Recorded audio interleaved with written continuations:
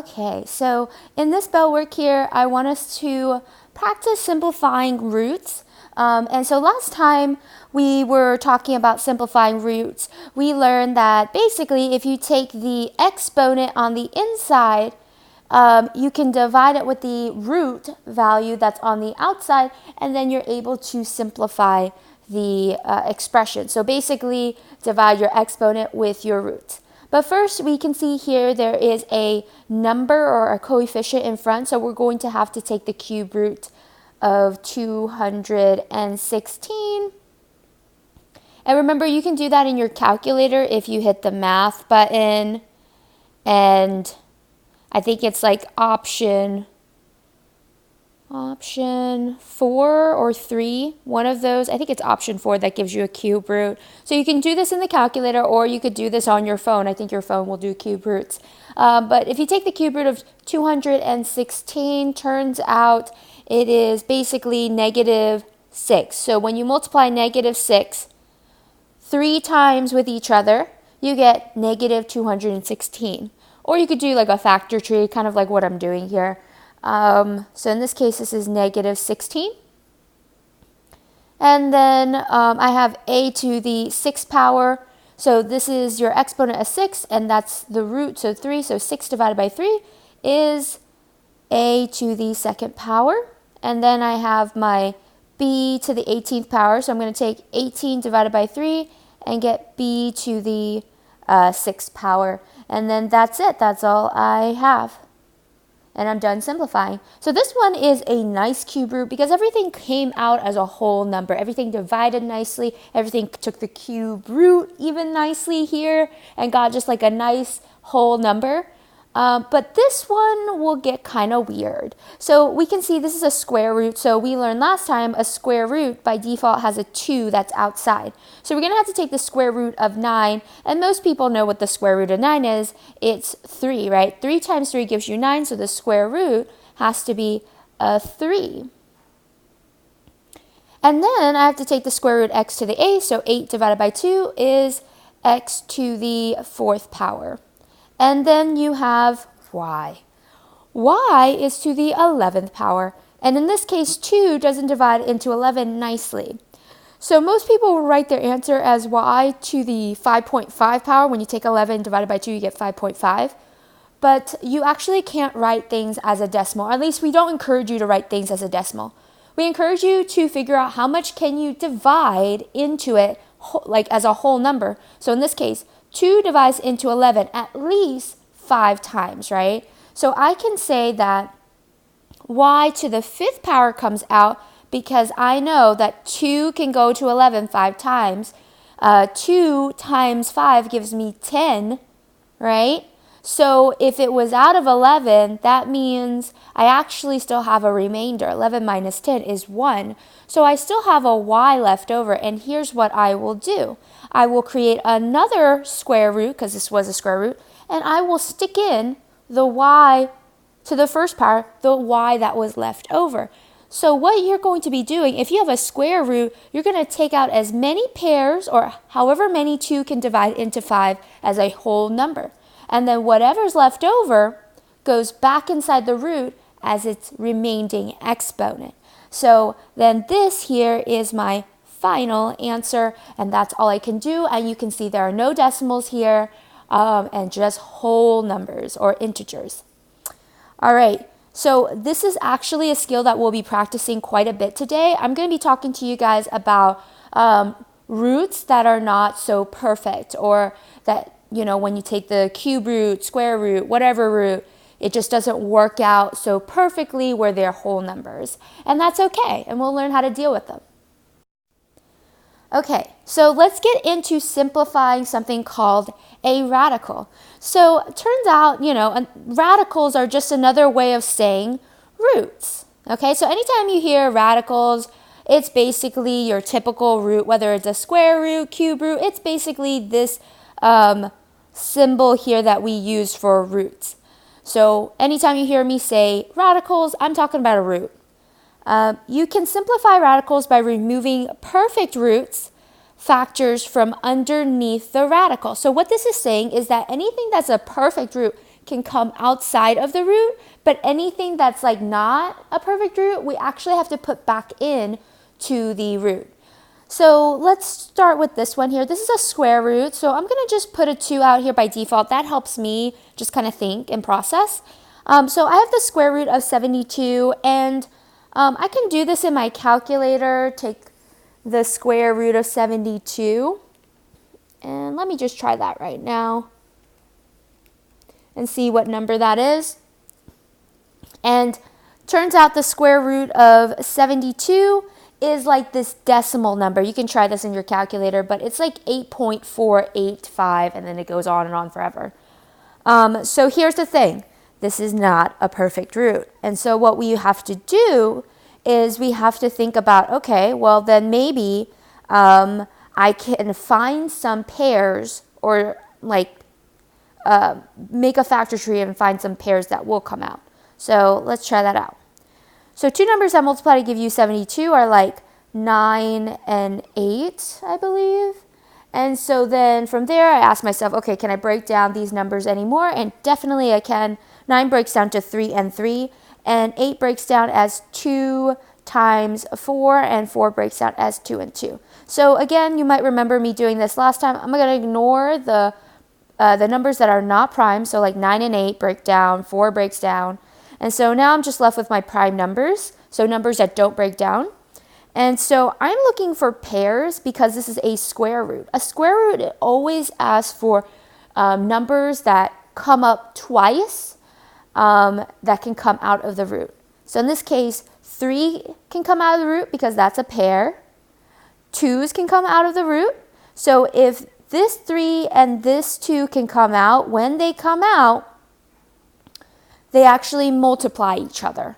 So in this case, 3 times 2 gives me a 6. So when I brought out the 2 and the 3, they multiplied when they came outside because I have a pair of them. But I also want you to notice that I had a leftover 2, and this 2 did not have another 2 to pair up, right? So in this case, this is a leftover, and leftovers go back inside the root. So I'm going to draw a square root, and put in a 2. I also have some room here, and that's just because I still have A and B to work with. So I just added some room here under the root and here so I can, fit in my variables if I need to. So like I said, leftovers go back inside the root. Now I have this A to the 8th power.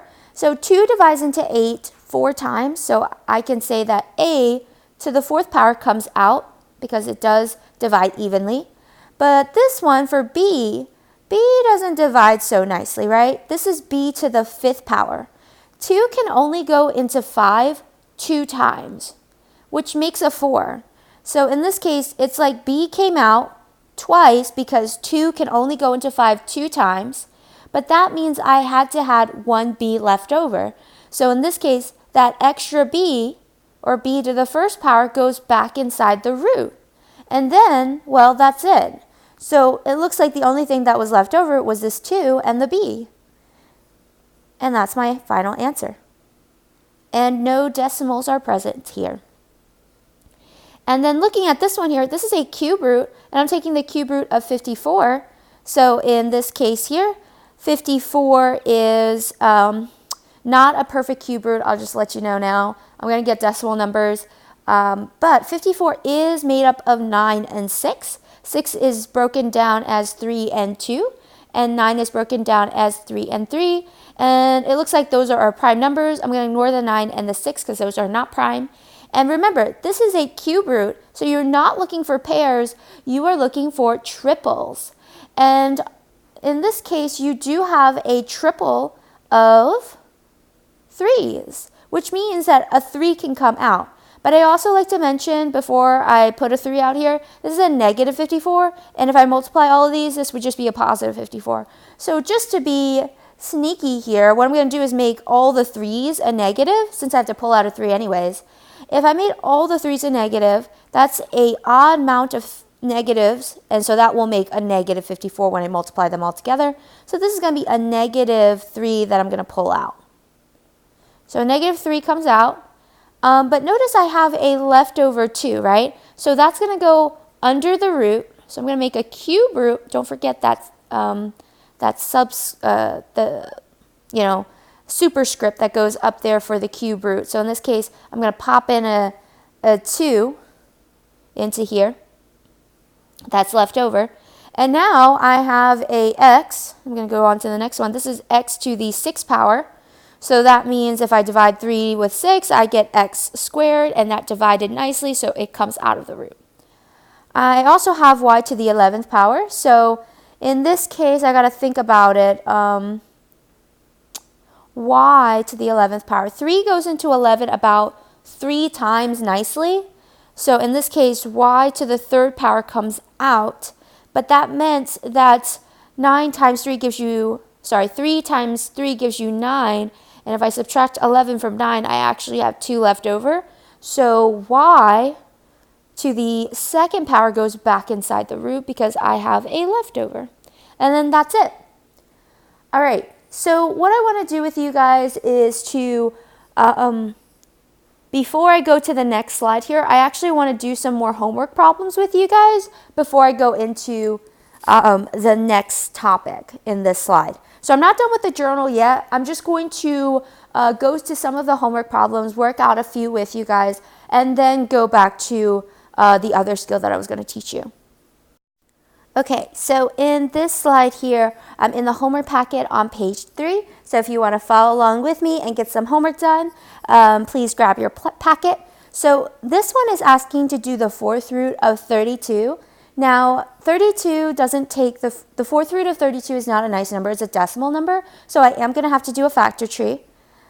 So I'm going to start there. And 32 is made up of 8 and 4. Let me do that in a darker color, 8 and 4. And so 4 can be broken down as 2, 2, and 8 can be broken down as 4 times 2, and 4 can be broken down as 2 times 2. So I'm going to ignore the 8. I'm going to ignore the 4s because they're not primes. And looking at this, this is a 4th root, so that means we're looking for quadruplets this time because it's a 4. So in this case, I do have a set of quadruplets. 2 does happen to be here 4 times. So in this case, a pair of 2s or a quadruplet of 2 can come out. So 2 comes out. But I do have a leftover 2 right here. So that means that that leftover 2 has to go back inside the 4th root. So I'm going to have the 4th root and then a 2 inside here for the leftover. Now you can see I made some room again just because I have more variables to deal with. So I don't know where I'm going to be putting them. So I just made extra room just in case. The next one I have here is x to the 13th power. 4 goes into 13. 4 can make a 12, so 4 can go into 13 about 3 times. So in this case, x to the 3rd power can come out, but that meant that I would have gotten 1 x left over, right? Because 4 times 3 is 12. 13 minus 12 is 1. So x to the 1st power goes back in. And then there is a y to the 5th power. 4 goes into 5 1 time, so y to the 1st power. And then I do have 1 y left over, so I'm going to put that back in. And then I have a z. Well, this z is to the 1st power. Since there's no power there, by default, it's 1. 4 doesn't fit into 1 at all, so this z will go back inside the root.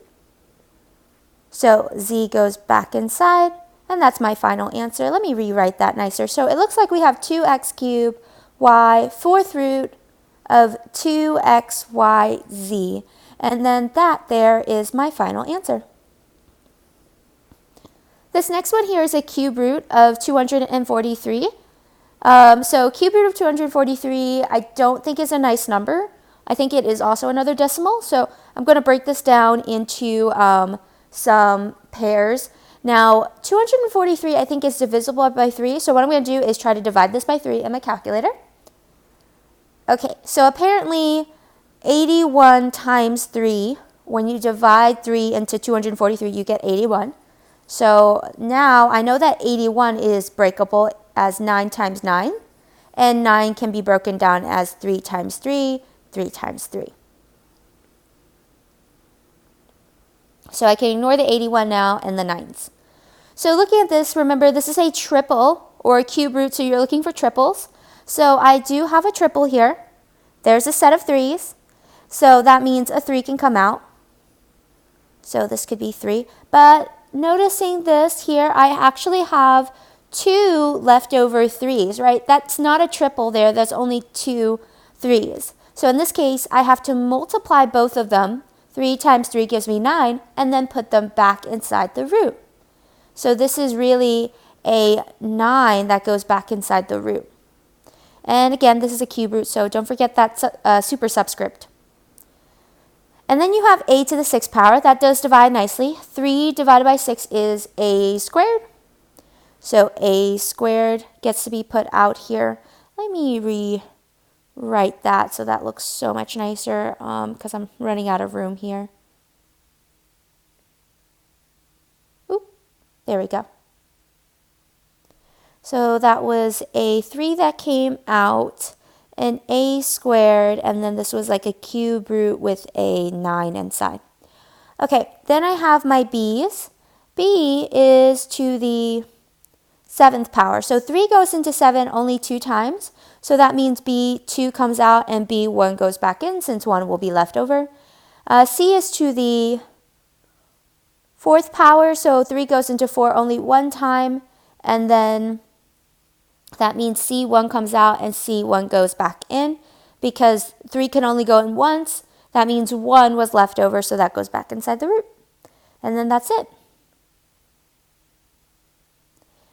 Okay, last but not least, we have number 6 here, and number 6 is a 5th root.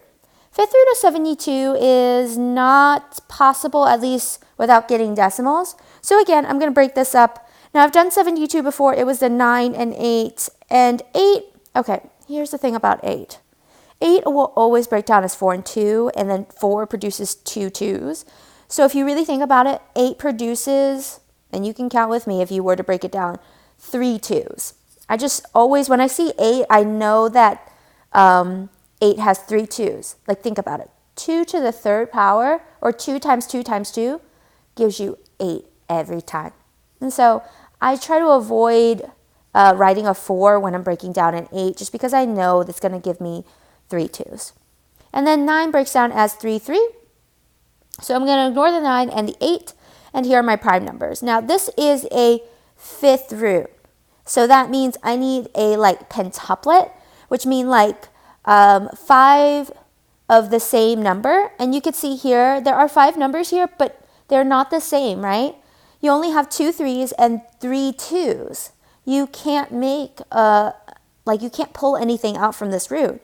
So if these are all leftovers then, that means I have to multiply them and then put them back inside the root.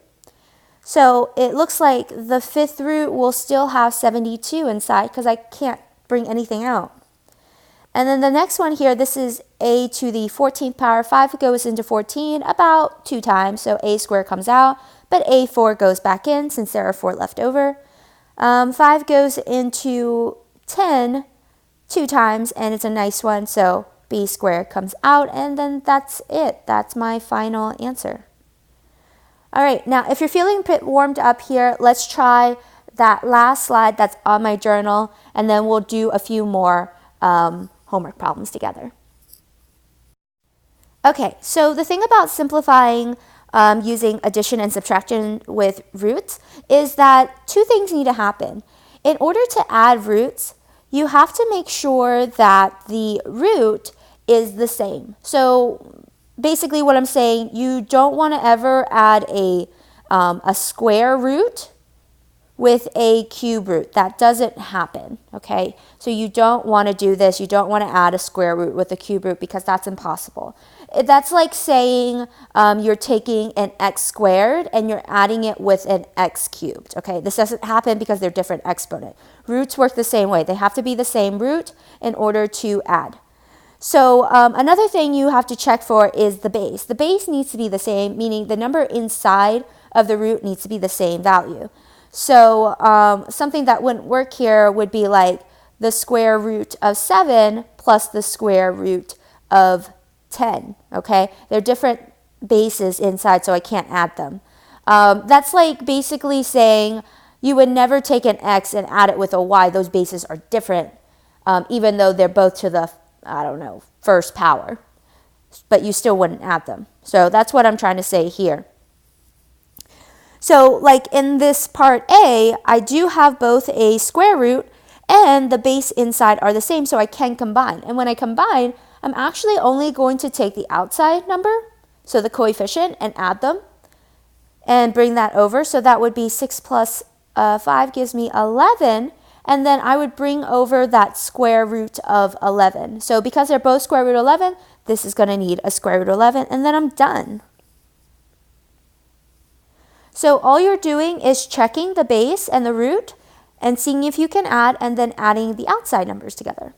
This one's subtraction, so I first have to check the base, and they are both the same. They're both y's, and they're both square roots. So I can subtract the outside. So in that case, this is 7 minus 10, which is going to give me negative 3, and then I have a square root of y that's sitting outside, and then there we go, that's it.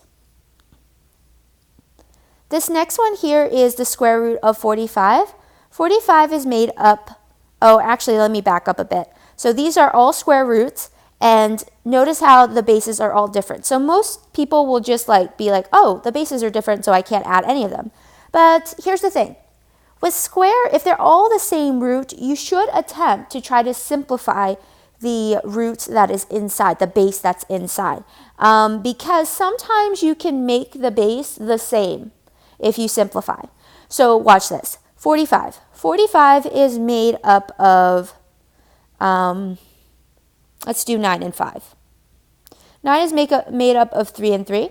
And remember, these are square roots, so I'm looking for pairs. So I do have a pair of 3, which means that this 3 can come outside the root. So what I really have here, let me write this below it, I really have a 3 square root of a leftover 5, which goes back inside the square root. So I really have a 3 square root of 5. And then with 8, ooh, hang on. Let me move down this minus sign because I know I'll forget later. So I'll move down the minus sign. So when we're breaking down 8, I'll just use 8 and 10 to be easy. 8 again is made up of 3 2's, and 10 is made up of 2 times 5. So looking at this, I'm looking for pairs, so there's a pair of 2's, there's another pair of 2's. If there are 2 pairs of 2's, when they come out, 2 times 2 gives you 4, so 4 comes out of the root, and the square root still has a leftover, it's the 5 that's left over. So in this case, 5 goes back inside the root. I'm going to bring down the plus sign that's to the side here, so I'm bringing that down, and I'm going to bring the 5 down so I don't forget.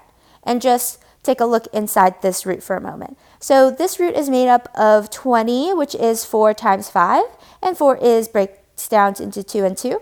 So there's a pair of 2, so a 2 can come out, and when it comes out of the root, there's a 5 waiting for it. So I'm going to be multiplying this 5 with the 2 that comes out, because 5, when it sits like that outside of something, it's implying multiplication.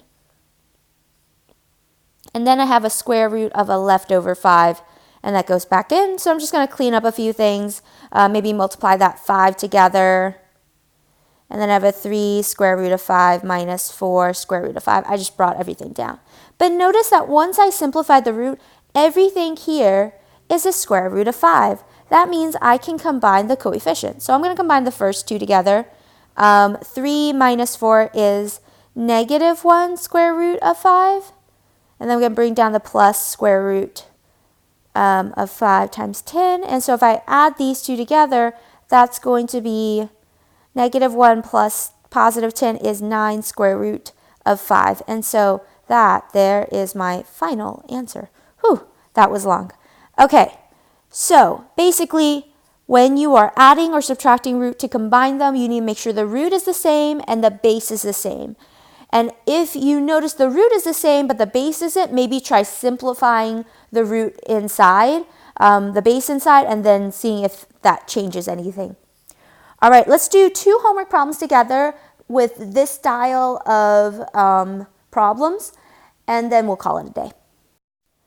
All right, so for number 8 here, you do have a 5th root here and a 5th root here, and they both have a base of 6, which is great. That means you can combine the outside together. So that's a 7, that's a 2. So I'm going to be subtracting here because of the minus sign.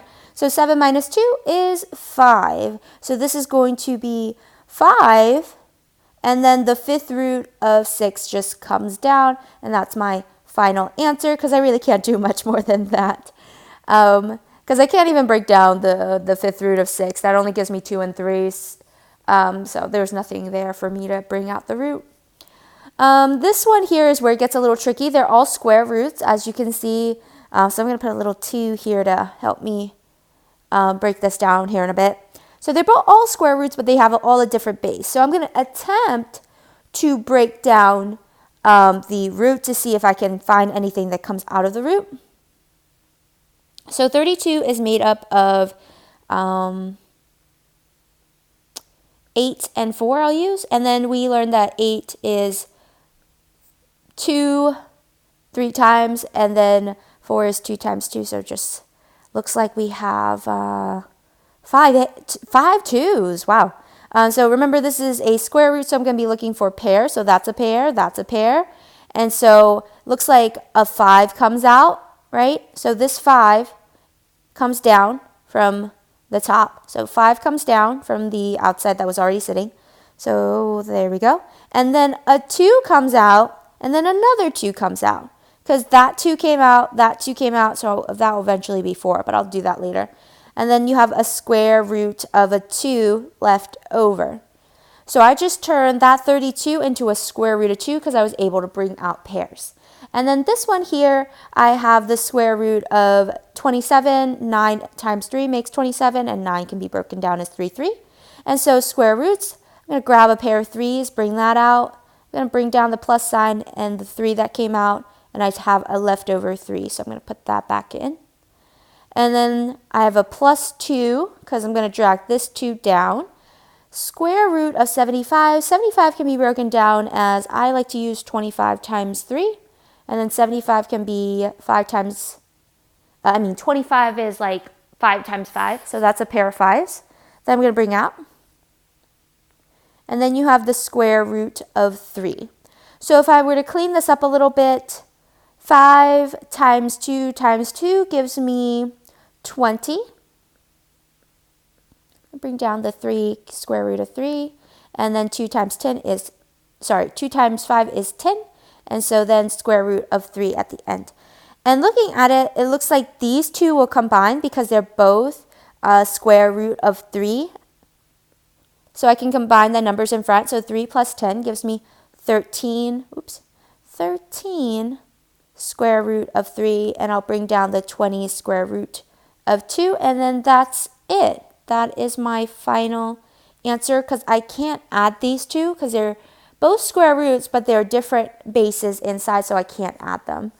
And there we go. So I hope this helps you out with the homework. At least we did 5 homework problems together, so try out the other 5s that I didn't hit.